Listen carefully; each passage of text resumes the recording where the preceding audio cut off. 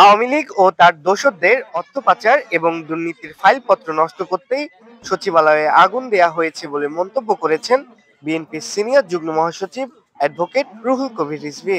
সকালে রংপুরের মিঠাপুকুর উপজেলার বড়বালা ইউনিয়নের আটপনিয়া গ্রামে সচিবালয়ে আগুন নিভাতে গিয়ে নিহত ফায়ার ফাইটার সোয়ানুজ্জামান নয়নের কবর জিয়ারত শেষে স্বজনদের সঙ্গে সাক্ষাৎ করে সাংবাদিকদের একথা বলেন তিনি।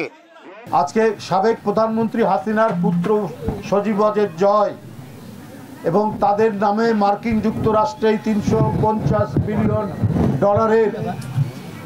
টাকা পাচারের আরেকটি কাহিনী উঠেছে, যেটা মার্কিন যুক্তরাষ্ট্রের সর্বোচ্চ কেন্দ্রীয় গোয়েন্দা সংস্থা তারা এটা তদন্ত করছে। তো সুতরাং যারা জনগণের এই টাকা পাচার করেছে, এটাতে একটা ঘটনা উঠেছে, আরো কত ঘটনা আছে। সেই ঘটনাগুলো চাপা দেওয়ার জন্যই 9 তলা ভবনের কয়েকটি মিনিস্ট্রি, আপনার স্থানীয় সরকার, রাস্তা, রোড, ডাক এবং এলজিডিতে বললাম স্থানীয় সরকার এবং ডাক তার মিনিস্ট্রি, এগুলোর গুরুত্বপূর্ণ ফাইল পুড়িয়ে দেওয়া হয়েছে। রুহুল কবির রিজভীর অভিযোগ, সরকার পালিয়ে গেলেও রন্ধে রন্ধে আছে তাদের দোসররা। বিশেষ করে আমলাতন্ত্র এখনো ফ্যাসিবাদীদের তোষামোদী করছে। রিজভী বলেন, 1 মাসের মধ্যে নয়নের বোনকে চাকরি দিতে হবে সরকারকে।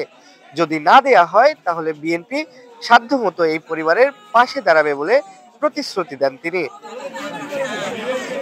রকি আহমেদ, বার্তাবাজার, রংপুর।